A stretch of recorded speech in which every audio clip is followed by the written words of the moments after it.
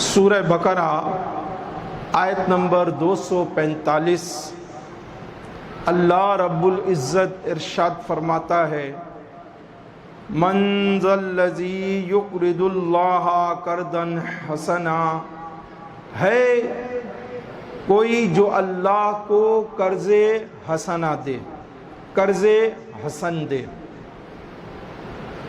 فَيُضَاعِفَهُ لَهُ أَضْعَافًا كَثِيرًا، تو اللہ اس کے لیے بہت گنا بڑھا دے گا۔ وَاللَّهُ يَقْبِضُ وَيَبْسُطُ، اور اللہ تنگی اور کشائش کرتا ہے۔ وَإِلَيْهِ تُرْجَعُونَ، اور تمہیں اسی کی طرف پھر کر لوٹ کر جانا ہے۔ اصطلاح شریعت میں قرض کیا ہے؟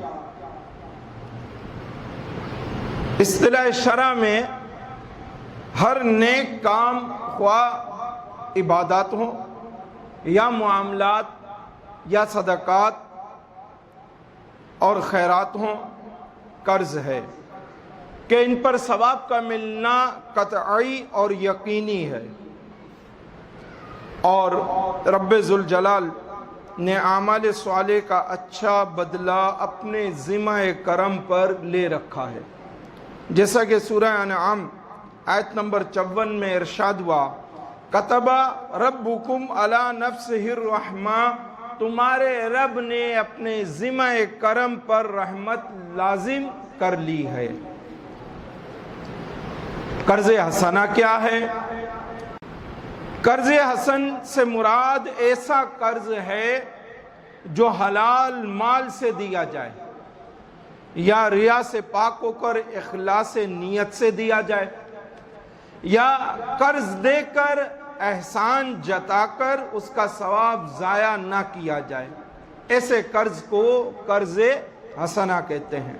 اس آیت مبارکہ کا شان نزول کیا ہے؟ حضرت ابو دردہ رضی اللہ تعالی عنہ،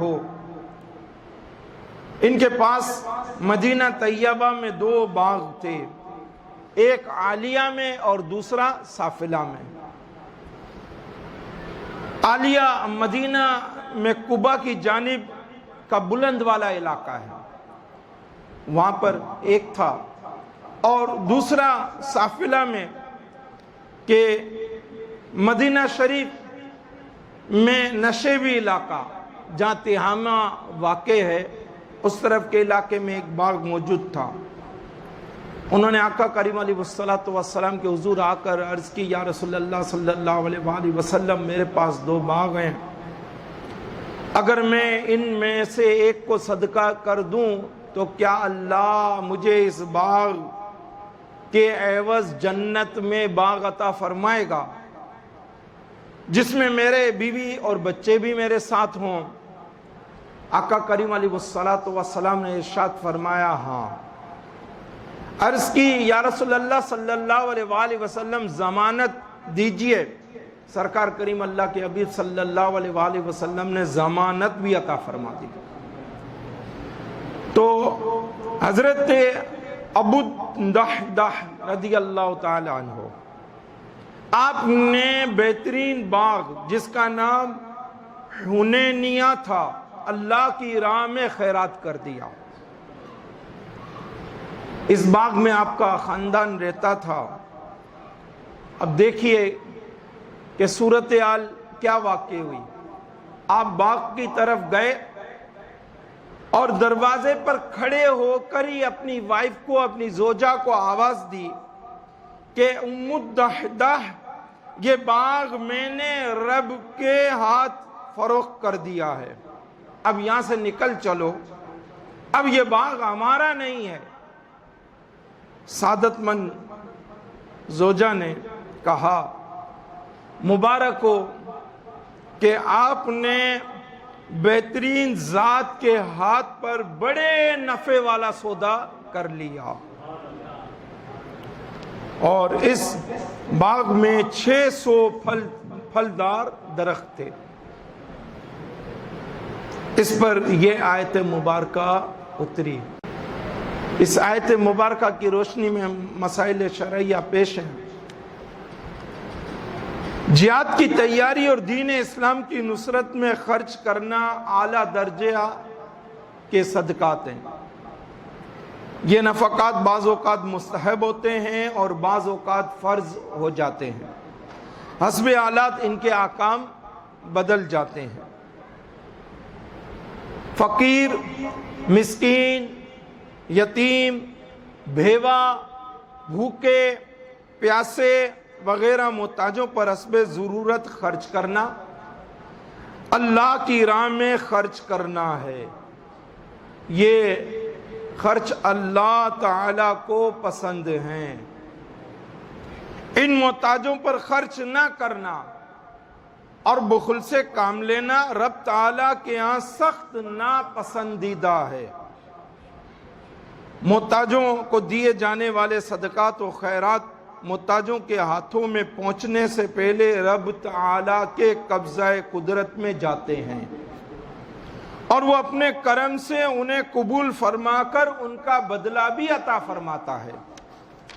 یاد رہے، اللہ تعالیٰ بندوں سے بندوں کے واسطے لیتا ہے، بندوں کے لیے بندوں کے ذریعے لیتا ہے، اور بندوں کو بندوں کے واسطے اور ذریعے سے عطا فرماتا ہے۔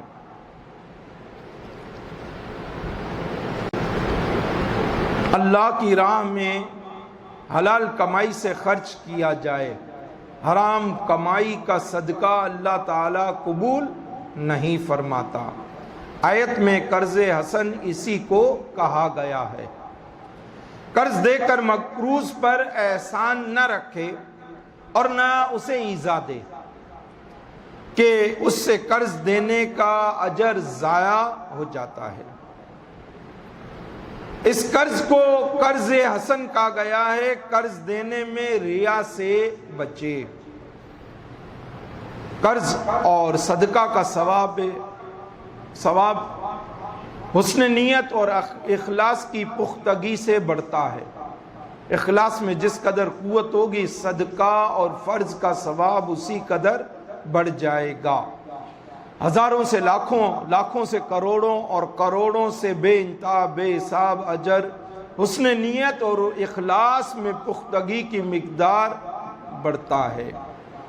چونکہ امت میں بلکہ نسل انسانی میں صحابہ اکرام علیہ رضوان کا اخلاص بے مثال تھا، اس لیے ان کے صدقات کا اجر بھی سب سے زیادہ ہے۔ ہر تنگی کے بعد فراخی ہونا لازمی ہے، جیسا کہ ارشاد ہوا واللہ یقبض و یبسط، اللہ تنگی بھی فرماتا ہے اور پھر کشادگی بھی عطا فرماتا ہے۔